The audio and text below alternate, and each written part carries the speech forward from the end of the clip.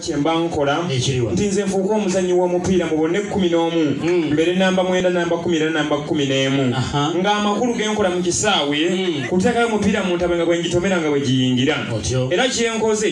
kuŋŋaanya ebibinja byonna ebiri mu Buganda nansana ekatooke busujju wakasujju lubinga eno nkokonjerwa eno ewabannaffe ewa Ssekiboobo wonna nempitayitayo nga buli gyenkwatako gyenkona bo omutwe neyingira mu kisaawe era abadde mu kisaawe nga yazikwata ng'onyango wa Uganda Cranes Nabbuto wengo obadde buli gyakwata ng'agimamira ate nga yeewaana n'okwewaana